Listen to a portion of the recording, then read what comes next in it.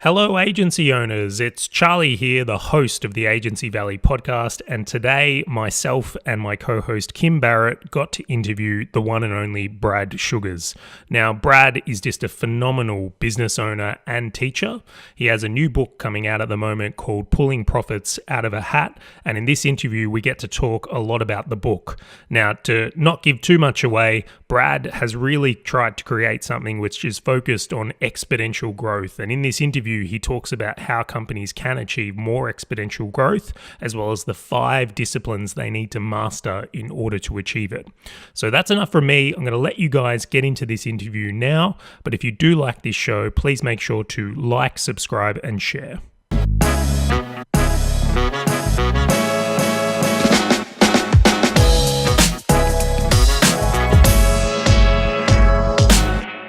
Hey guys, it's Charley here, the host of the Agency Valley podcast, and today we are doing something very special, something that I know I'm excited about. And Kim, we have the one and only Brad Sugars on the podcast with us. How you doing, Brad? Very good, Charley. Now, did you tell everyone that before we actually did this call, you mentioned this is a fanboy moment? Did you mention that fact? 100%. I'll tell everyone right now. Like straight up, Billionaire in Training, that book actually changed the trajectory of my business career. I was like, oh, yeah, not doing it right. Actually, that book, I've had more people say that about the way they focused on business from that book than any other book, that it has changed the way they've looked at business. So it's good to know. I love that book. I think it's one of the best things I've ever written. Well, I'm going to go straight here before we even get into the new one. Is there any plan to do an updated or a part 2 to Billionaire in Training? Every one of my original 14 books is being updated right now. In fact, that's them up there. They're all being updated right now. So I think the first 3 have been updated, and the next 11 over the next 12 months or 13 months are getting all a fresh update with all of the internet marketing and all of that sort of stuff added into them, because people don't realize it. Well, I didn't realize it till a few weeks ago. It's been 18 years since the first book was written. Wow, that's kind of nuts, isn't it? Yeah. You think it's nuts. It took me 6 years to write the dang thing, so it takes a little less time now, but well, I think it's a testament to the discipline of actually following on through on something for the long term.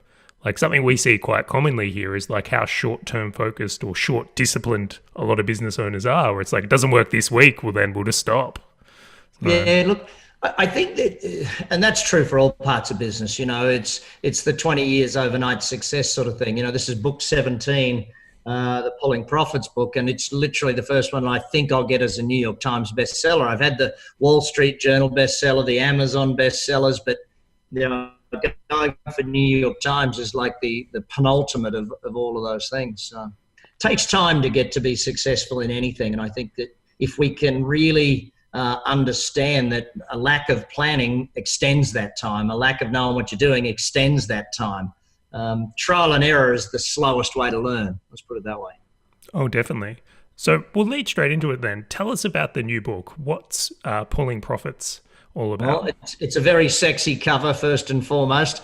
It came because of a conversation I was having with someone who said, it just seems like magic the way these companies make profit. They were talking about Apple and IKEA and some of these big companies, and they said, it just seems like magic. I said, it's not magic. It's just certain things they do that others aren't willing to do or don't know to do. And so I sat down with Monty, who's my co-author on the book, and we between us coached so many companies, and most of the companies he coaches on a day-to-day basis are doing hundreds and hundreds of millions. And we sat down and said, what is the difference between a company that grows exponentially, one that grows and consistently grows and does that year on year on year, and one that doesn't? And we came up with 5 core disciplines that a business needs to understand. And if you're an executive in a large corporate, you must employ these. If you're the smallest business on the planet, you must employ these if you want to have that level of growth. Yeah, that's so amazing. And Brad, there's a section in the book I think you mentioned, and you did a live the other day on the exponential growth. And you mentioned when most people don't get it, it's because they don't build the foundations right. What have you seen as the biggest mistake business owners make in that setup of their foundations? The smallest of businesses, their biggest mistake is that they look to have a business that revolves around them. It's about getting themselves a job. They literally invent a job for themselves and they call it a business.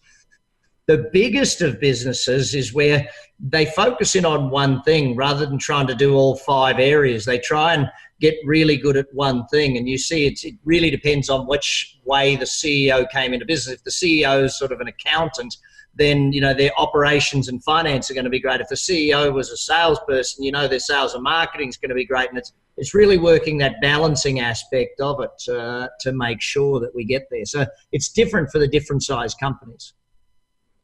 Yeah. So in the book, you've got these 5 disciplines. What are the 5 disciplines? See, now you're trying to get me to give away the book before I even give us a little hint. Well, see, the way that it works is this.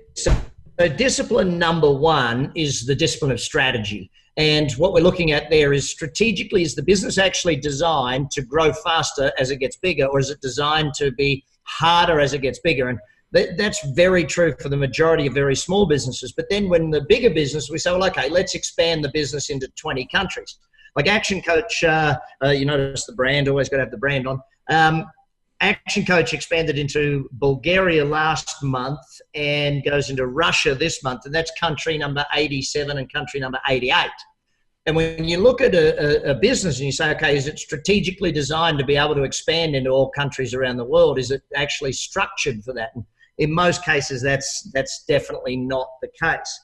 Then we've got the discipline of mission. And that's really about emotional connectivity. It's about where is the emotional connection between the staff and the company, between the team and the customers, and having that level of, if you talk to someone who's an Apple customer, they don't just like Apple, they love Apple, and it's like, how do you get your customers and your staff to love working with you and being a part of your business is really what we're looking at there. The discipline of business development. And if as you know, Charley and Kim, if you look back at all my books, business development has been a core of like 10 of the 14 books, because it's all been about how do we generate more business and more sales and that sort of thing. The discipline of people. You don't build a business, your people build a business. So it doesn't matter how big your company is, the quality of your people determines the quality of your business. So as you build people, they build the business.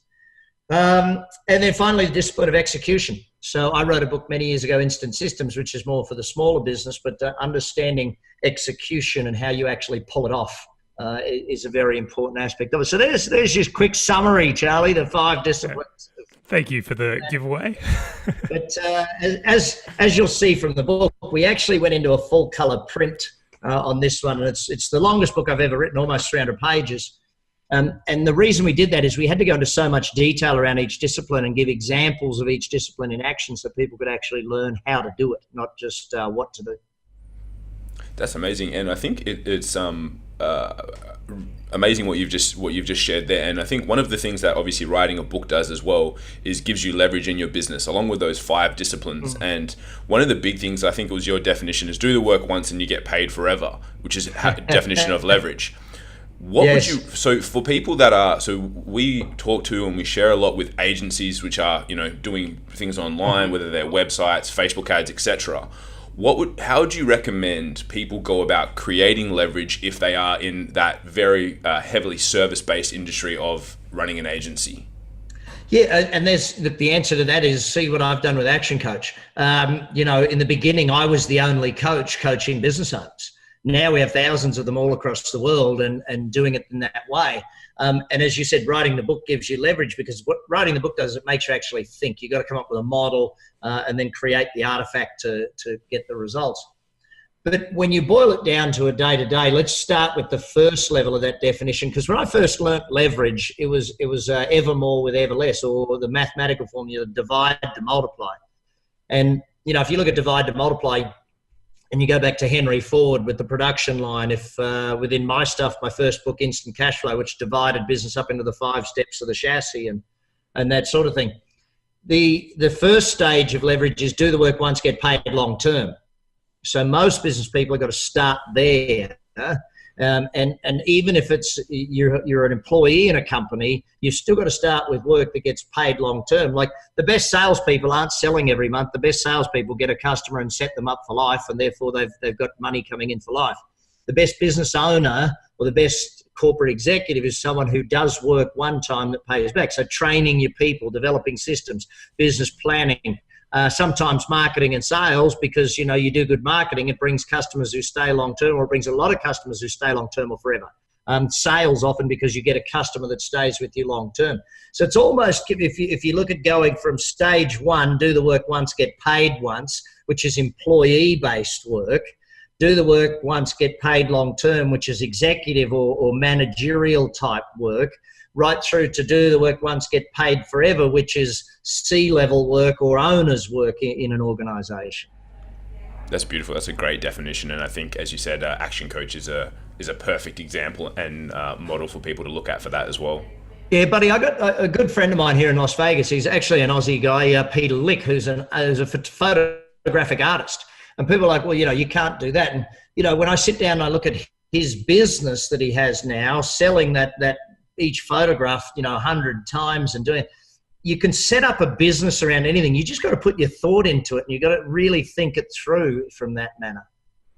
I really like that you leaned into the Action Coach as the example. And I'm just looping back earlier to this interview about, like, in design, how much easier that is to scale as a franchise into other countries. Like, you're literally just duplicating what you've done everywhere else, opposed to like setting up massive factories or production lines and things.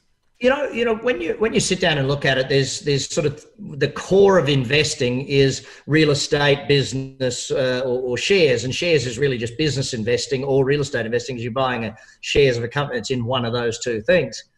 When it comes to business, you break it down and say, okay, there's the retail element, there's the wholesale, there's distribution, and then there's the service-based businesses.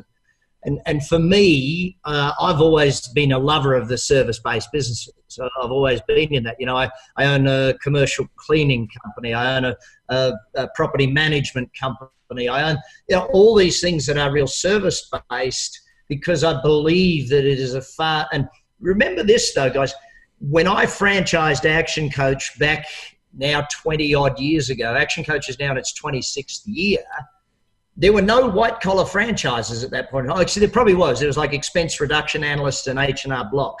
And so we had to invent a whole new industry, develop a whole new thing that was just not there. And that, to me, was the exciting and challenging part of it. And the best part was I was young enough and naive enough to believe I could do anything. So I did. The problem with most people when they get older is they're too stupid to believe they can do anything. They've got too much experience and they go, oh, no, that can't happen. That's why I think millennials are positioned as some of the best business people to come. And I'm not sure if you saw it, I did a podcast. I do one called The Apprentice Billionaire. And it's me interviewing young millennials about how they succeeded. But I had to do one which was just a pure rant about what is it with an older generation saying that millennials don't work that hard, millennials are bad, millennials this. It's like, dang, they are some of the best entrepreneurs I've come across. I mean, they're more entrepreneurial than almost any generation before them, and that's perfect. You don't want to create employees out of school. You want to create employers. Where are the people, the entrepreneurs, not employees? I tend to think that's the shift that is coming. We're going to see much more small businesses start up, and I suppose less corporate environment. Yeah, which is cool. Yeah, it's moving in that direction, and even corporates are moving in that direction of developing small businesses within the corporate type thing. I know a lot of the CEOs that we coach, they're the head of a $10 or $20 million division of a multi-billion-dollar company, but they are profit responsible. So that's really just a small business that's owned by a very large business. Yeah, I rate it. I think that's definitely the way to go. Maybe I should write a book on that, Charlie. Do you know what? I was just thinking that. Maybe you should lead the millennials, or how to spin small businesses out of franchises. It will probably do well for you. That's another one I should do, actually. I do a thing once a year where I invite 10 businesses to here in Las Vegas where I live, and I actually help them create a business plan to go to $1 billion a year based on how they can expand globally and that sort of thing. It's a lot of fun for me. I get to sit and work with 10 business owners who really want to grow and show them how to do it. That's a very aspirational goal. I can only imagine the people you come across. I mean, it's amazing the businesses that we come into that we have in that thing. I sit there and sometimes I look at it. One of them was a water distribution business in Asia. And you don't think of water distribution in most Western countries because you just turn the tap on and there's water. Well, in many Asian countries, that's not the case. So what's the water distribution business? And this is a business that's already doing 120, 130 million a year. And how do I get them tenfold is the game. So I think a lot of business people, Charlie, they just think too small. They're just way too small in their thinking. And even to the fact where you say to someone, what do you do? They say, I own my own small business. Shut up. No, you don't. You own a big business in training. And that's why you mentioned the book, Billionaire in Training. Everyone is a billionaire in training. The question is, will you pass? I love that. That's a killer mindset right there.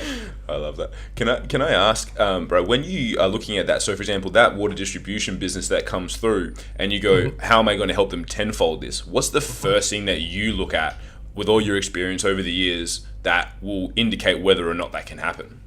There's these things called 5 disciplines. So I go through the 5 disciplines and I literally do. I mean, I literally go through the 5 disciplines in my own head and start to think. Normally, the first one is strategy. Normally, strategy is the first one because if there's a fundamental core business model problem, then it doesn't matter what you do with marketing. It doesn't matter what you do with people. If the core model of the business or even the core model of the product, how the product or service is sold, how it's packaged, how it's delivered, is it delivered? See, when I started business coaching, guys, you got to remember there was no such thing. What there was a lot of people doing business consulting. And what happened was I started giving seminars and I remember Robert Kiyosaki put me on stage and Blair Singer and my good friends Stan and Jane Jordan down in Melbourne, Australia put me on stage and people would keep coming to me asking me for help. And I said, listen, I don't have time. I'm running my own businesses. So why don't you just call me once a week and I'll coach you through it. And by pure accident, the business coaching industry was started. And you sit down and you start thinking about how do you see, and that's why I had to write the books. I had to evolve everything that was in my head into some sort of a model and say, well, okay, how does that actually happen? And that's why I wrote the book, The Business Coach, after 13 years of coaching business owners to success. So we'd gone through something in the vicinity of 10 to 15,000 business owners that we'd coached to success.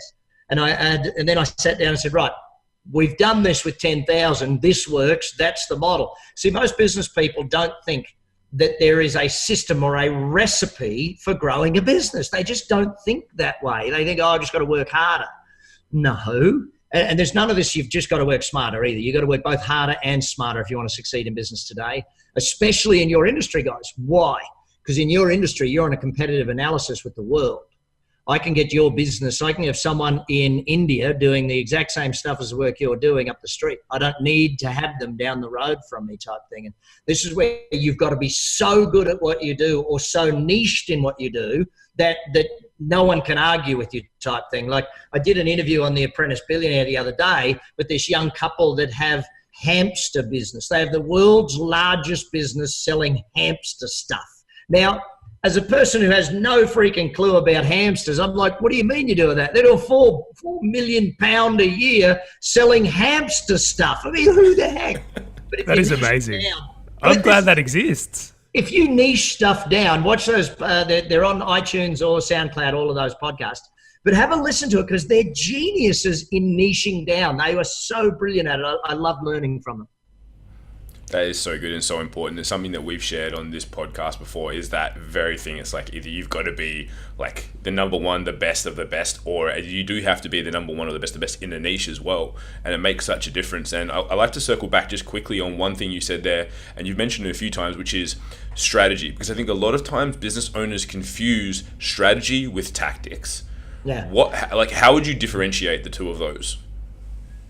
Well, strategy is more about your business model. Strategy is more about the product or service. Let's use an example that everyone knows, okay? Apple. Apple's strategy in the beginning was manufacture a computer, build the software, and sell the computer and software as a bundle. Awful strategy. Now, it worked when nobody owned a computer. When no one owned a computer, it worked. But as everyone had computers, it became a bad strategy. Now, on top of that, they had an even worse strategy. They made great computers. So the computer lasted forever, and they built it with software. Now, here's the problem with it, right? And people don't really think about this, but they built in a negative to their business. They built in a debt. Once they sold you a computer, it was their debt. They didn't sell you the software separately in the beginning. You bought the computer, so they had to keep upgrading their software no matter what, for people that had already bought and they're never going to pay them again. Whereas Microsoft, at the flip side of it, had a great strategy. They made a shitty software that kept upgrading, but every time you wanted to buy it again, you had to upgrade and upgrade and upgrade and upgrade. You blokes are too young to remember, Windows 98 and all that sort of stuff. But as those releases came out, and we all had to go and line up at the shop and buy the big box with a book and this tiny little floppy disks. Which I'll tell you a funny thing about floppy disks. I showed one to my kids the other day and they said, "Dad, did you use the 3D printer to print the save label?" Anyway, now let's use strategy again and learn what Apple did to become the world's largest capital value company. Steve Jobs left Apple or got kicked out of Apple. What did he go and do? He ran a little company called Pixar, okay? Made movies. What did he learn? Leverage. Make the movie once, sell it 1 billion times, sell it forever. So he came back to Apple and said, "Hey, this doesn't work. We make a computer once, we sell it once. We get paid one time for the work we do. We never get paid again. How do we do the work once and get paid forever?" Well, he moved him into the music business, right? Now, here's why Steve Jobs is much richer than me and much richer than all of us. And, he's passed on now, but a genius. He didn't even do the work once and get paid forever. He did the work no times and got paid forever. Never made a song, they don't make apps. They don't make TV shows. They don't make any of that stuff. And yet they get 30 cents or 40 cents on the dollar for every app or every song that you buy. Who's the most excited person in the world when Taylor Swift comes out with a new album? Apple shareholders. It's interesting, and they're just about to announce their TV streaming service. It's the next services business to kind of roll through. Buy it once and sell it forever. Why did Apple go and buy Beats headphones? Because Beats had the contract for music to pay it as a rental, not a one-off each time they use it. Beats had that contract, and Sony and all the big guys says, "We're not going to give that to you, Apple. You've already beaten us up once in contract negotiations. We're not getting beat up a second time." So they paid way over the money for that, and therefore they got the streaming service, and now they got streaming service for TV and all that. It's phenomenal. There's going to be a winner out of that. Not sure if it's going to be them or Amazon or Google or Microsoft or Roku or any of those, but someone's going to end up winning that one. Oh, my money's on Disney at the moment. My money's on Disney. Your money's always got to be on the mouse. The mouse is the world's genius at leverage. When it comes to leverage, the mouse is the genius. The mouse was invented, 70 odd years ago. How many different ways do they sell the mouse today still? And they're still selling the mouse. The first ever movies. In fact, you jump on a Qantas flight, what do you see? The original mouse TV shows are on Qantas still. And I'm sure they're paying a license fee to have that. You go on a Disney cruise, stay at a Disney hotel. Now you can go to Florida and actually buy houses on Disney property and live in the Disney resort. I mean, it's amazing. Wow, that's insane. That's a great definition, I think, as well, because a lot of times I think when people they don't look at strategy like that. They look at it as a lot of the times the tactical things that they'll do, because we talk with agency owners and they'll talk about their strategy is to run Facebook ads. And it's like, well, hang on, that's not a strategy at all. That's a tactic. Yeah, it's a great definition. That's a marketing campaign, and that's where make them read my book, Buying Customers. It goes through how to build a campaign, the 6 questions you have to have. See, most people build marketing campaigns backwards. Most people build businesses backwards. See, they go to a business and think, what's our product or service? No, your product or service is the least important part of your business. How are you going to build your business? What structure are you going to have? What target audience you're going after? What are they buying? What's the long term? There's so many more important things. Same with a marketing campaign. People say, I want to run radio ads. Well, who's your target audience? Well, why are you running radio ads? Well, because, I got a good deal on radio ads. Okay. And then they'll run a stupid radio ad that they've never tested, never measured. It won't work for them. They go, oh, geez, radio doesn't work. Well, of course it doesn't. You did one ad. Remember, 80% of marketing fails. You just got to remember that. 20% of it works. That's why you have 10% of your budget allocated to testing. And then the other 90% rolls out what you've tested and measured and proven actually works. We're covering a lot of ground here, guys. I was going to say, you're just dropping gold there, Brad.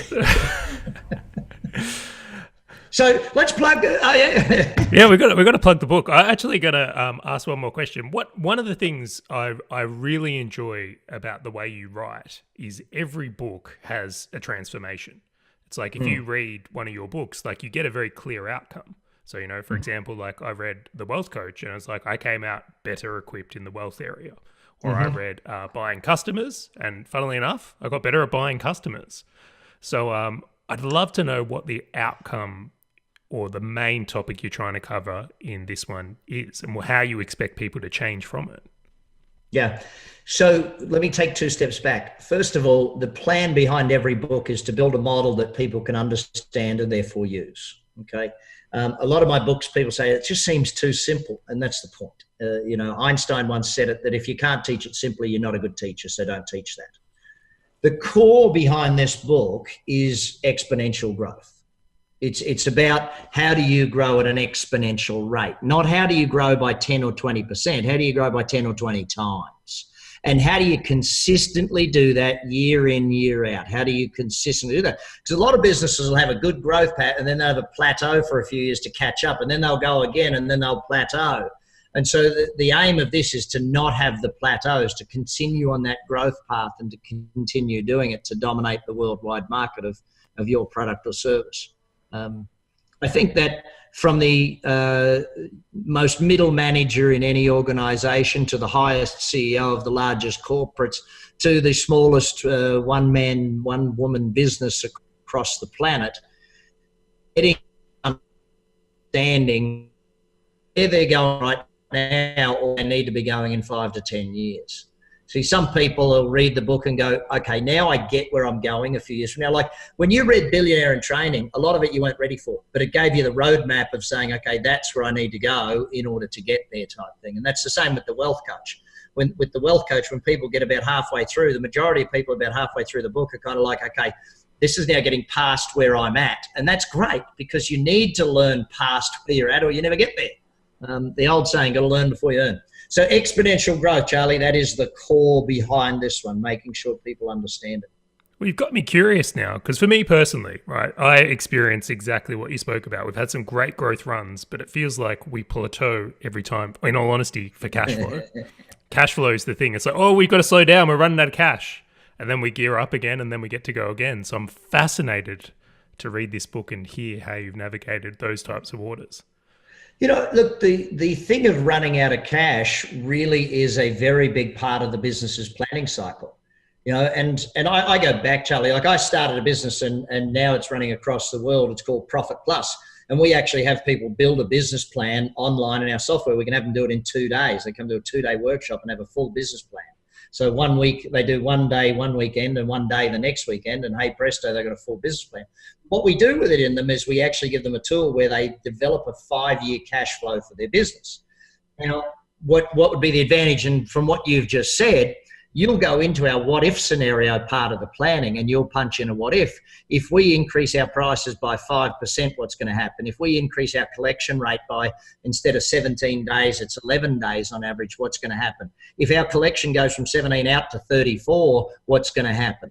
You know, and it allows people to actually do that. And I think that one of the biggest challenges of a small to mid-size enterprise is they don't do enough planning. One of the problems with the big businesses is they write a plan, but they don't do enough planning. And planning is the brainstorming. Planning is more important than the document. The actual time spent, facilitated thinking, learning, contemplating about your business, that stuff's way more important than the actual written document. Still going to have the written document, but the other stuff's more important. Yeah, that is such a great comment there, Brad. And I'm very curious now because it's like, all right, well, that's the little hint. Go do more planning, Charlie. Yeah, well, before you do planning, I have a simple formula, right? And this formula, it's not in this book. It's in other stuff I teach, but it's dream, goal, learn, plan, act. Dreams, got to have your big dreams. That's why I partnered with a young guy, Travis Bell, to bring bucket list coaching to the world. And that's going all over the world right now as well. Dreams got to be turned into goals. So anything 10 years plus is a dream. Anything 5 years or inside is sort of your goal. You must have an actual documented date, etc. for it. From a goal, and the reason you have a goal is so you know what you need to learn. And this is where a lot of people struggle with this whole point of, see, let's imagine, if there ever been a time when either of you guys has told someone your goal and they've gone, oh, there's no way you can do that, or that's not possible, you can't do that. Ever been that time? Absolutely. And you know what your answer to them needs to be? You're right. You are right. The person I am today can't pull that off. But the person I'm becoming and the stuff I'm learning and who I will be in a year's time can do that.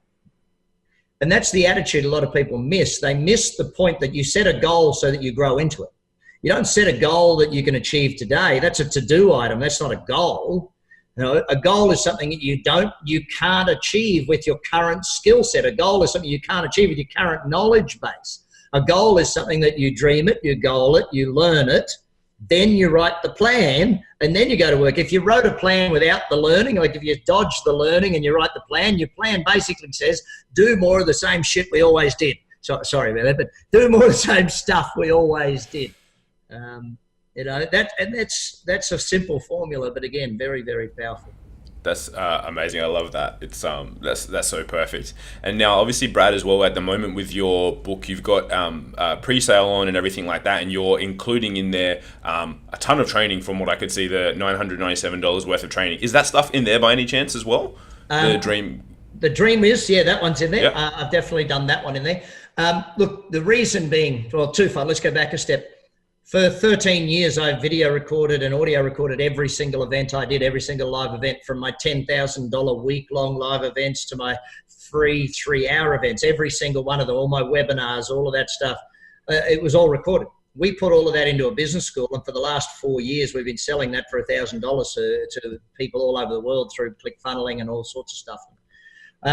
When the team came to me and said, boss, what are we going to do for people that want to take action early and buy the book in pre-release? And I sat there, I said, I could create some new stuff. I could do this. I said, you know what, let's just give everyone all of that stuff. Let's just give it all of that. And of course, the team member who's in charge of that division looked at me in the eye and said, I guess my bonus structure's changing. I guess as soon as we're giving away what you sell now, we might have to change it up. But, the point of it is I want people to get so much knowledge. And literally in the Profit Masters, there is more than 100 hours of video and audio learning courses that people paid $5-10 grand to come to. It's all in there. And so where we actually, interestingly enough, I got orders for over 100 books the other day from the business school here in town, because all the kids in university are saying, hey, I want to learn all of that stuff, and I can't afford 1,000, but I can afford $24.95. So kind of cool in that way. Oh, I think that's great. That is a serious bonus. Yeah, that's amazing.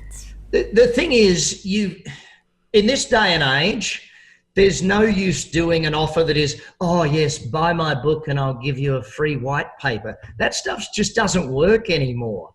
People have to be astounded by the offer to go, I would be an absolute moron not to do that, wouldn't I? Yes. And in fact, you'd be an even bigger moron not to buy 3 of them for your friends. So yeah, that to me is what an offer looks like in this day and age, because there's just too much noise out there for it to be something for you to stand out. Your offer needs to be amazing. It needs to be so blunt and so brutal, but it's only once we get into selling through Amazon and Barnes and Noble and all those guys and Dimmicks and etc. Once we're on those, all that stuff disappears. So, because those blokes take all the money then. So guys, the book is out on the 1st of April. The pre-sales are right up until then. We're going to include a link on this interview so you'll be able to grab these bonuses. I've grabbed them personally. Like you got me, Brad. I was like, this is a killer offer. I can't resist. So I didn't even question it. So we'll make sure we include all that. Now, I've got one question I have to ask, because it's been a curiosity point for me personally.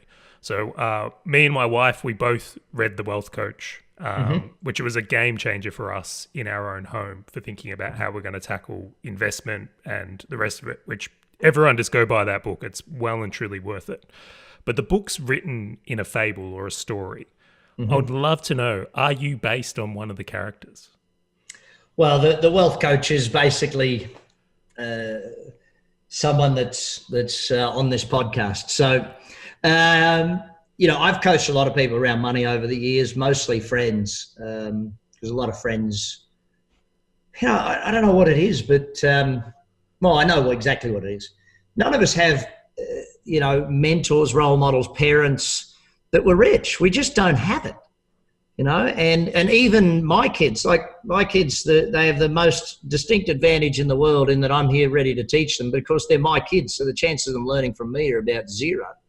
I got 5 of the little suckers. So, I'm not that little anymore, 17 down to 9 months. So with 5 kids, I think, one of the reasons I wrote The Wealth Coach is I wanted my daughters to be able to read something that made sense. And I wanted my parents to be able to read something that made sense. And I wanted my friends to be able to read something, because as much as I love to think that people want to learn from me, those closest to you are probably the ones that are hardest to teach. So, it's, if I give them in a book format, as I watched an interview with a famous actor, and he talked about making a movie that his kids could see, because literally every movie he'd ever made, he was shooting people or dying or, all of the action stuff. And I thought I really wanted to write a book that every single person I know would benefit from, not just those that own a business, but every single person I know. And I think that's what we achieved with The Wealth Coach. And I'm very impressed with that. You did very well. I think that, honestly, it's second to Billionaire in Training for me. Still, that's going to be my number 1, but I thought that was a fantastically well-written book. The best review of that book, you all know, I'm not sure if you guys know, Sharon Lechter. Sharon Lechter was the person who wrote the book Rich Dad, Poor Dad with Robert Kiyosaki. And it was actually designed to be a brochure for their board game, which is called Cash Flow. And Sharon read the book and she's actually had laws put in place here in the United States for education, financial education in high schools. So, and when she read it and just said, every person needs to read that book, I thought, I'm pretty happy with the fact that the author of Rich Dad, Poor Dad said everyone needs to read my book on wealth. So thanks, Sharon. Yeah, definitely. Take that one. So I've got one last question here, is that I can tell you're pretty keen on getting New York Times bestseller. How can we help you do that? What do we need to get everyone to do so that we can make this happen? Look, I think it's just share. Just keep sharing. Look, business ownership and being a corporate executive or a manager or a leader or a C-level exec, it's not the easiest road in the world, and when you go down that road and when you choose that road, you choose that you have to continuously learn. And so every single one of us, whether it's our friends on LinkedIn or Facebook, we all have a dozen other friends who right now need to learn some things about how to grow. So if everyone can just keep sharing it out there and that sort of stuff, but on top of that, read it and apply it. Because, then the story and the share is not, hey, I read this book and it was a great book. It was, hey, I read this book and I doubled my profit from it. That sells more books than, hey, I like the cover of this book, it looks nice. That to me is an important aspect behind it. I think it's a big read. It's almost 300 odd pages. So but the detail, I think if you think of it more like a workbook and take notes in it and that sort of thing, then I think you'll get the most results possible. Well, guys, you've heard it here. So we're going to get everyone pre-sale, buy it and get those bonuses. It's definitely worth it. And then apart from that, once you do, share that link around. I would love to contribute to you getting this New York Times bestseller, and I'm sure Kim would as well. Every single one of us, guys, you know it, and I know it. We set goals and we got to go for it. We got to push hard and we got to get there. Whether I get there on day 1 or day 20 or day 100 or day 5,000, I don't know. But we'll keep pushing for the New York Times. But can I finish off with one statement, and that's this. Guys, I love your work. I love what you do with people. I love the way you help people grow and do the things that they're doing. If you're watching this podcast and you don't really understand who these guys are and what they do, check into it. Get some help. Go follow, go learn, do that. Please, please, please work with them. Well, I think that is definitely how we want to finish. Thank you so much for the kind words, Brad. Thanks, Brad. Appreciate it. All right, guys, that's it for this episode of the podcast. Big thank you to Brad Sugars for joining us. This has been a blast. An Aussie killing it on the world stage. So we're thrilled.